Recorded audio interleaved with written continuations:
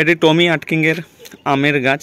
দেখুন একটা ছোট্ট টবে আছে, প্রায় 8-9 ইঞ্চি একটা টব। আর এই টবে আপনারা দেখুন গোড়াটা খুব সুন্দর হয়েছে, আর তার আমের মুকুলগুলো এবং গুটি সেটটা দেখুন, প্রচুর পরিমাণে গুটি সেট হতে শুরু করছে। এবং দেখুন আমের মুকুল খুব সুন্দর, মুকুলটা দেখতে খুব অসাধারণ লাগছে।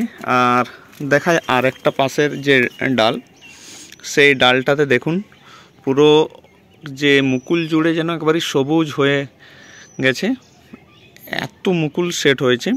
তবে সবচেয়ে বড় ব্যাপার, এটাতে আমি কিন্তু কোনো ফাঙ্গিসাইড বা কোনো কিছু স্প্রে করিনি। বেশ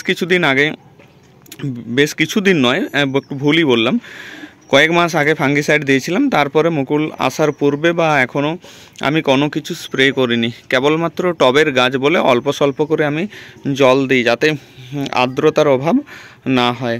তো প্রচুর পরিমাণে মুকুল, আমি নিজেও অবাক হয়ে গেছি। এবং আপনাদেরকে একটু কাছ থেকে দেখাই, দেখুন পুরো সবুজ হয়ে গেছে, ছোট ছোট গুটি গুটি।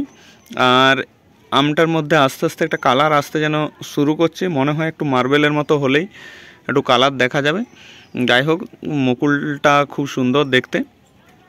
আর এই হচ্ছে আমার টমি আটকিংয়ের যে গাছ, সেই গাছ দেখুন এত মুকুল এসছে যে গাছটা মুকুল সহ তার ভারে কিন্তু হেলে গেছে। তো রিসেন্ট আমাকে হয়তো কিছু বাঁধতে হবে, না হলে হয়তো রাখতে পারবো না।